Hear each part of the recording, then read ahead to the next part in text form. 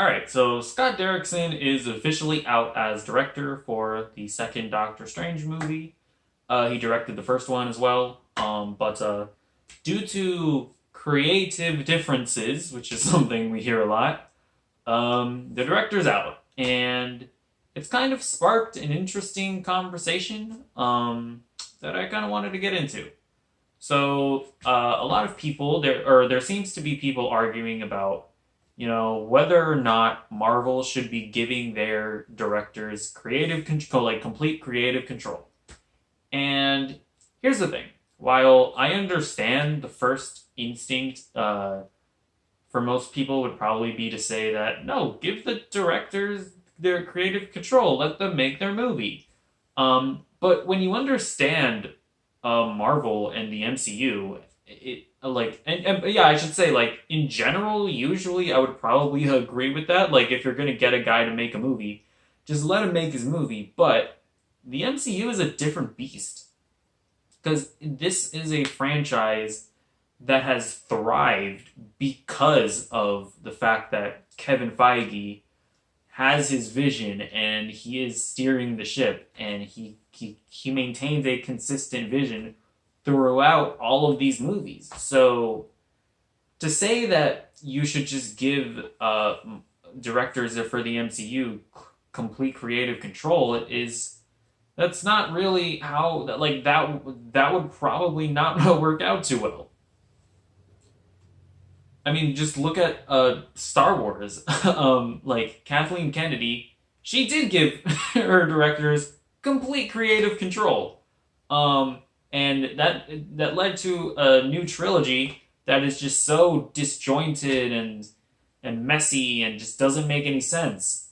And like when it comes to when it comes to like spin-off movies in Star Wars, yeah, sure. Like, give whoever is directing that, give them complete creative control. Let them go crazy, right? Um, I mean, obviously, like as long as they don't, I don't know, make like have canonical issues. But yeah, sure, give them complete creative control. Let them run free. Um, but when it comes to to the mainline trilogy, yeah, no, you need to have some type of vision of where this thing's gonna go. Like even if you look at the original trilogy, George Lucas had his vision. He had other directors come in and help him execute that vision. But George Lucas had his vision, and that's basically what the MCU is today. Kevin Feige has his vision, and the directors are there to help him execute it. And of course, obviously, you'd want directors to come in and give their own flair to the movies that they're making. And like basically the way that it should work is Kevin Feige is like, okay, we're here, and by the end of your movie, we need to be here. We need to accomplish these things, and the directors should then be able to come in, and they can do kind of whatever they want, but by the end of it, these things have to happen. So like that is how this works, and that is how it should work because when you're working with a franchise as large and vast as the MCU, you need a hand at the ship steering it. So the attitude that I see a lot of people saying like well, they should just give the directors complete creative control. It's like no, that's not really the answer either. Now, and so here's the thing. We don't know why Scott Derrickson has left the project. We don't know what these creative differences are.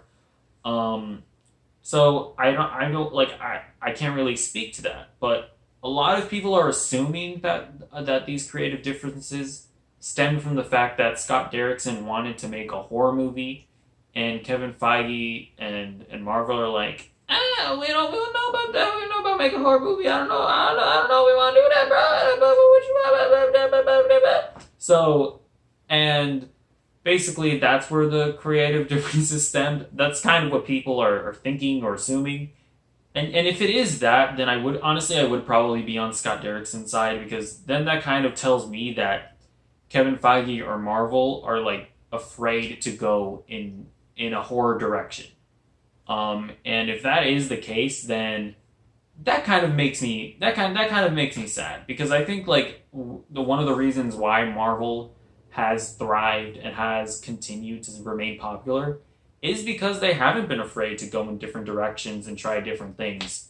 So if it is the case that Marvel and Kevin Feige are like hesitant to go into a horror direction, then yeah, that's pretty shitty. Um, but again, we don't know if that's the case. It might be that like it might be like plot related reasons or stuff that Scott Derrickson wanted to do something plot related, and Kevin Feige was like, "Well, we can't really do that because this, and this is gonna happen, and whatever Disney Plus show or whatever." And if that's the case, and Scott Derrickson wanted to depart, then yeah, I honestly don't really blame either party if that's the case. So yeah, I don't know. I guess my main point with this video is just to say that no, when it comes to Marvel movies, we shouldn't really just give directors, or I say we, they shouldn't really just give directors complete creative control because that's just gonna lead to disjointed storytelling. So there needs to be a healthy dose of both. You need a guy to really like look over all of these movies and make sure it all works well, and you need the director to give their own flair to each movie to make each movie interesting.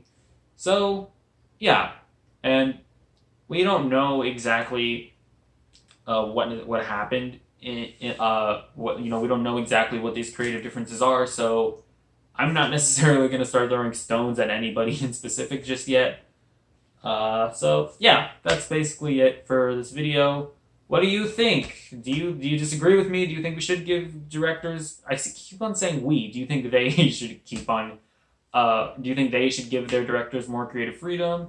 Do you agree with me? I don't know. Tell me in the comments below. Bye.